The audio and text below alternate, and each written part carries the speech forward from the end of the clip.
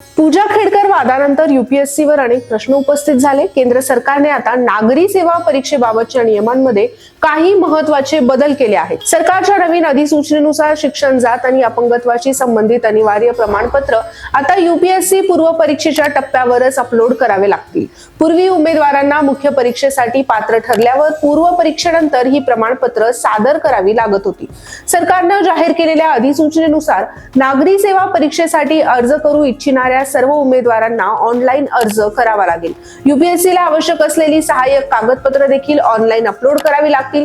जन्मतारीख, कॅटेगरी, अपंगत्व, आर्थिकदृष्ट्या दुर्बल घटक, माजी सैनिक, शिक्षण, सेवा प्राधान्य इत्यादींशी संबंधित कागदपत्रे सादर करावी लागतील।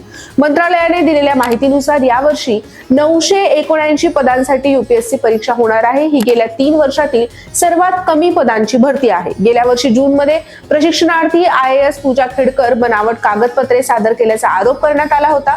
यानंतर खेडकरला बडतर्फ करण्यात आलं। खेडकर विरोधात फौजदारी गुन्हा दाखल आहे।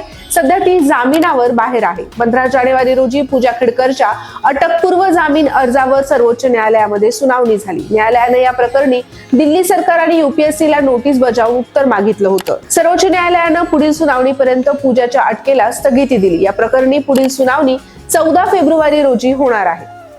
सर्वोच्च न्यायालयात जाण्यापूर्वी खेडकर दिल्ली उच्च न्यायालयामध्ये पोहोचली होती। दिल्ली उच्च न्यायालयात पूजाचा अटकपूर्व जामीन अर्ज फेटाळला होता। न्यायालयाने म्हटलं होतं की हा केवळ एका संविधानिक संस्थेशी संबंधित विषय नाही, तर संपूर्ण समाज आणि राष्ट्राशी केलेल्या फसवणुकीचं एक मोठं उदाहरण आहे। खेडकर वादानंतर कार्मिक आणि प्रशिक्षण विभागाने 6 नोकरशहांविरोधात चौकशीचे आदेश दिले होते। यामध्ये एका प्रशिक्षणार्थी नोकरशाहीचाही समावेश आहे। त्यांच्या अपंगत्वाच्या दाव्यांची आणि आयोगाच्या निकषांची पुनर्तपासणी करणं आवश्यक आहे।